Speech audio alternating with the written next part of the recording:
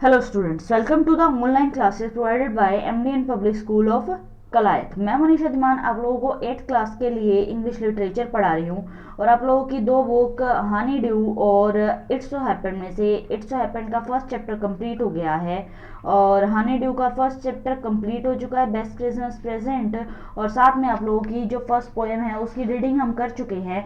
और अब जो कल वाला लेक्चर था उसमें हमने इसके वर्ड मीनिंग और शॉर्ट क्वेश्चन जो है वो कंप्लीट कर लिए। आई होप आप सबने लिख लिए होंगे। आज हम इसके वेरी शॉर्ट और लॉन्ग क्वेश्चंस के बारे में डिस्कस करेंगे आपके साथ। ओके बच्चा, अब एक और चीज़ आप सबके लिए कि अगर आप लोगों ने लास्ट जो मेरे लेक्चर्स हैं वो नहीं देखे हैं तो डिस्क्रिप्शन बॉक्स के अंदर मैंने लास्ट लेक्चर का लिंक दिया हुआ है, आप वहाँ पे जाके उस लेक्चर को देख सकते हैं। मेरे हर वीडियो के अंदर आपको लास्ट जो मेरा लेक्चर होता है उसका लिंक जो है डिस्क्रिप्शन बॉक्स में प्रोवाइड हो जाएगा।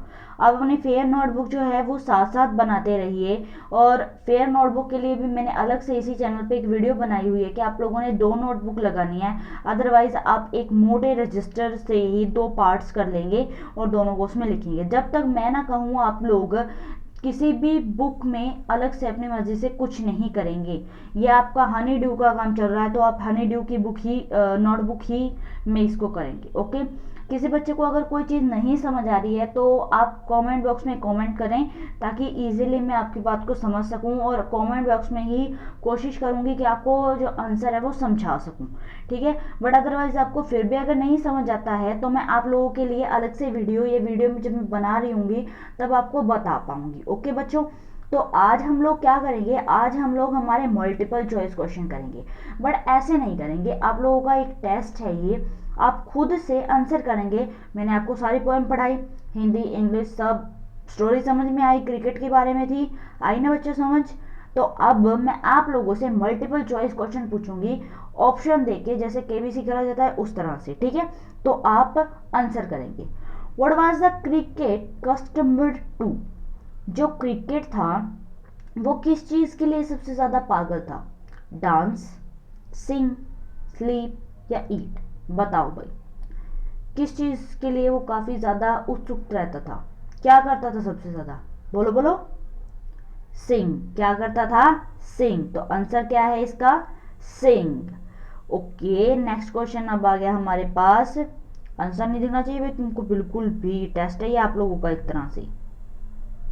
अब what season did the cricket pass singing, जो क्रिकेट था वो कौन सा सीजन, कौन सा मौसम जो था वो कैसे पास करता था, यानी कौन सा मौसम पास करता था सिंगिंग गा गा कर, कौन सा पास करता था? समर, स्प्रिंग, विंटर या बोथ ए एंड बी? बताओ। देखो, विंटर में तो वो खुद से मदद मांगने के लिए गया था, ठीक है, और उसने क्या बोला, वो उसने कौन से मौसम में गाना गाया? समर में और स्प्रिंग में। तो इसलिए आंसर क्या हुआ? Both A and B. But आप इसको अपनी फेयर नोटबुक में बोथ ए बी नहीं लिखेंगे। एक और चीज बच्चों मैं आपको अभी बता देती हूँ, अगर आप लोग अपनी फेयर नोटबुक में ये मल्टीपल चॉइस क्वेश्चन लिख रहे हैं तो जरूरी नहीं कि आप ऑप्शन भी लिखेंगे, आप क्वेश्चन लिखकर सीधा आंसर लिख दीजिए। ओके, और आप सेकंड क्वेश्चन लिखने के बाद जब आंसर लिखेंगे तो बोथ ए एंड बी नहीं लिखेंगे, आपने लिखना है समर एंड स्प्रिंग। ओके, अगला question, which season made the cricket feel worried, कौन से सीजन में क्रिकेट को जो चिंता है वो महसूस होने लगी? कौन से सीजन में होने लगी थी? समर में? नहीं, तब तो गाना गा रहा था। स्प्रिंग में? तब भी गाना गा रहा था। Winter? All of the above. All of the above means ऊपर वाले सारे, ऑल ऑफ द अबव तो है नहीं। देखो बच्चों, क्यों नहीं है? समर स्प्रिंग में गाना गा रहा था, चिंता कहाँ से होती? तो आंसर क्या है हमारा, किस में चिंता होनी शुरू हुई थी उसको? विंटर में। Next question is, why was the cricket worried about the winter, cricket winter को लेके इतना वरिड क्यों हो गया? क्यों हो गया बच्चों? क्योंकि उसका कपबोर्ड तो खाली था, अब खाना कहाँ से खाएगा? तो इसीलिए his cupboard was empty. Option B, he was sick. Option C, he could not sing in winter, he could not dance in winter. बताओ क्या आंसर हुआ भाई? क्या पढ़ा था आपने पोएम में? आप लोगों को मैंने बताया था उसका जो कपबोर्ड था यानी उसकी अलमीरा थी, खाने वाला बर्तन था, वो क्या हो गया था? खाली, विंटर में। तो इसलिए his cupboard was empty.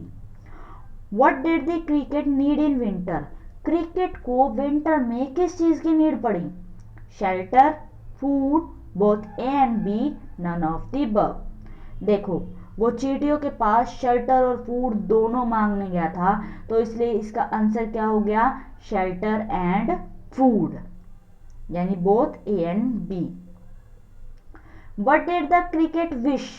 Cricket की इच्छा क्या थी? टू बोरो, उधार लेना, टू लैंड, उधार देना, या both and B, none of the above.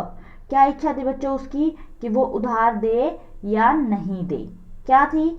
आप लोगों ने पढ़ा था बोरो क्या था?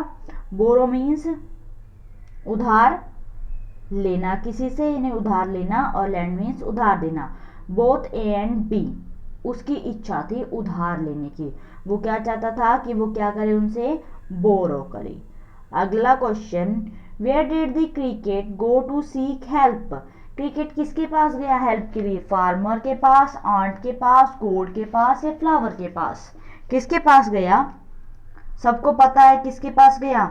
वो मिजरली यानी कंजूसी चींटी के पास, यानी आंट के पास, जिसने उसको रिप्लाई में क्या बोला? कि सारा समर स्प्रिंग तुमने सिंगिंग करी, अब विंटर में जाके क्या करो? डांस करो। Did the ant help the cricket? क्या जो आंट थी उसने क्रिकेट की हेल्प की बच्चों? Yes, no, maybe, may not be. Yes यानी हाँ, नहीं, शायद, शायद नहीं। क्या की बच्चों? हमने पढ़ लिया नो, उसने कोई हेल्प नहीं की बेचारे क्रिकेट की, ऐसे ही भूखा भेज दिया उसको। What do the ants never do? चींटियां क्या नहीं कर रही थी? क्या नहीं करती चींटियां? उन्हें बुला कि ना तो हम उधार देते हैं, ना किसी से उधार लेते हैं। इट मीन्स बोरो नहीं करती, लैंड नहीं देती, A and B, none of the above. क्या आंसर हुआ? बोथ ए एंड बी, यानी बोरो और लैंड वो दोनों ही काम नहीं करती हैं। In the poet's opinion, the fable of the ant and the cricket is, जो ये पोएम है, ये पोएट को कैसी लगती है? ट्रू है, फॉल्स है, इमेजिनरी है, all of the above. Poet के अकॉर्डिंग पोएट इसे क्या मानता है? ट्रू मानता है। मैंने आप लोगों को शॉर्ट क्वेश्चन कराए थे, उसके अंदर लिखा हुआ है कि वो उसको क्या मानता है? रियल स्टोरी मानता है। क्यों मानता है? कि ये रियलिटी है लाइफ की। ठीक है, लॉन्ग क्वेश्चन करें फटाफट से जल्दी। अब लॉन्ग क्वेश्चन पे आते हैं। पहला लॉन्ग क्वेश्चन है आप लोगों का ये, और यार बच्चे बोलेंगे देखो इतना बड़ा लॉन्ग क्वेश्चन मैम पर करना पड़ेगा। ठीक है, हमने समरी बतानी है पोएम की, ठीक है, वो बता रही हूँ मैं आप लोगों को। ठीक है, अब पढ़ो जरा। हमने पूरी पोएम की समरी बतानी है, स्टार्ट करते हैं। पहले the poem, the poet, ant and the cricket. जो हमारी ये पोएम है ant and cricket is base means होता है आधारित होना। Base on the theme means होती है किसी चीज की टॉपिक।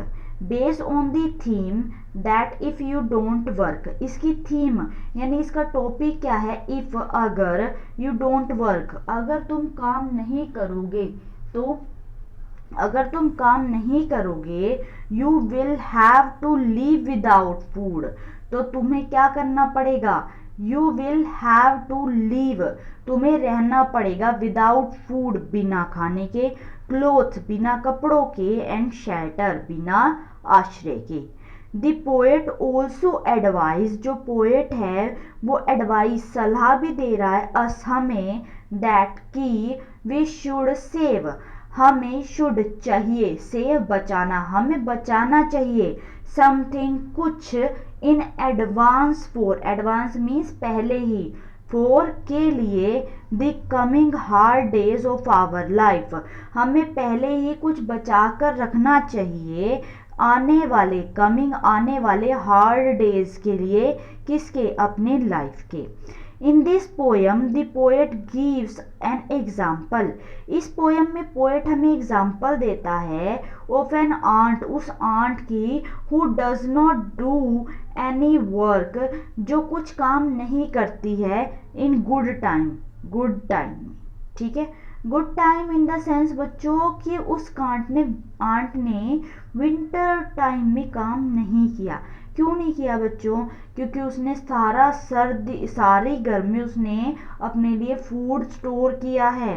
तो जब विंटर में वो बाहर नहीं निकल सकती थी, ठीक है, any work in good time, तो वो अपने उसमें कोई भी काम नहीं कर पा रही थी, तो उसके लिए वो क्या हुआ, उसका गुड टाइम हुआ। ठीक है, अब नीचे हिंदी मिस्टेक है, हिंदी पे ध्यान मत देना।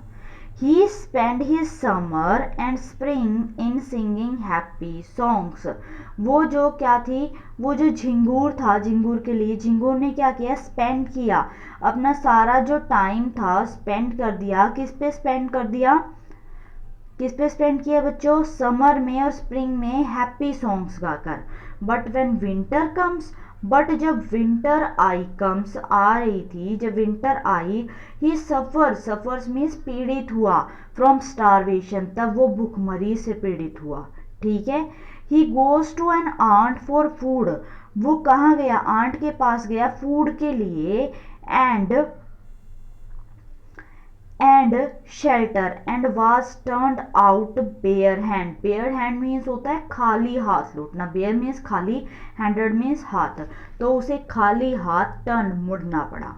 चीटी ने क्या किया, अपने गुड टाइम में वर्क नहीं किया। गुड टाइम उसका क्या था, विंटर था, क्योंकि उसने बहुत हार्ड क्या की, मेहनत की। कब की, जब गर्मी थी तब। किस लिए, अपने बुरे टाइम के लिए। तो इसलिए वो उसका जो बुरा टाइम था वो उसका गुड टाइम में कन्वर्ट हो गया, और जो क्रिकेट था उसका गुड टाइम जा चुका था और अब उसका बैड टाइम शुरू हो चुका था।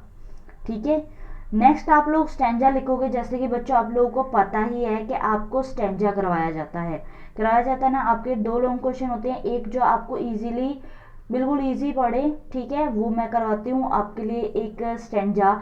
एक चीज़ और बता दूँ, पोएम का स्टैंजा होता है और जो आप चैप्टर पढ़ते हो उसका पैसेज होता है। बच्चों को बहुत कंफ्यूजन रहती है, इसमें प्लीज कंफ्यूज मत होना। ये आपका स्टैंजा है, ऊपर लिखोगे आप स्टैंजा। ठीक है, स्टैंजा है हमारा ये, at last by starvation and famine made bold, old dripping with wet and old trembling with cold. Away he set off to a miserly aunt to see if to keep him alive he would grant him shelter from rain and a mouthful of grain he wished only to borrow. He had repay it tomorrow, if not he must die of starvation and so।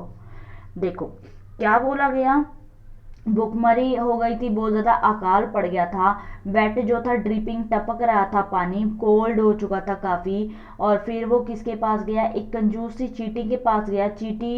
उसने चींटी को बोला कि वो उसे थोड़ा सा rain से शेल्टर प्रोवाइड कर दे, उसे भरपेट थोड़ा ग्रेन दे दे, कुछ चीज उसे वो उससे उधार लेना चाहता है, वो उसे रीपे कर देगा टुमारो, बट वरना वो क्या हो जाएगा, स्टारवेशन से और जो फिमाइन थी उससे क्या हो जाएगा, वो डाई हो जाएगा।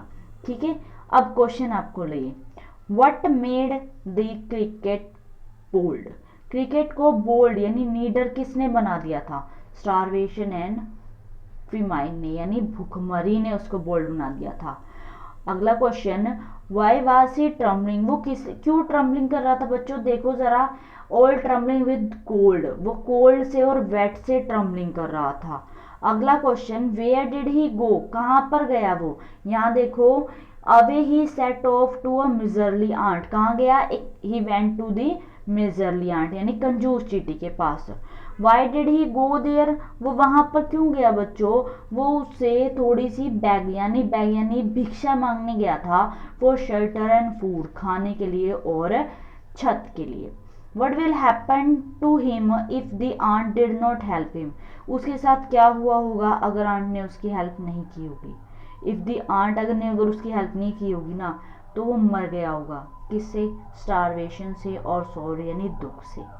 ठीक है बच्चों, ये आप लोगों का चैप्टर था, आई होप सबको समझ आ गया और बच्चा ये कंप्लीट हो चुका है। ओके स्टूडेंट्स, इस सब अपनी फेयर नोटबुक में अच्छे से आप प्रिपेयर करें। Okay, thank you students.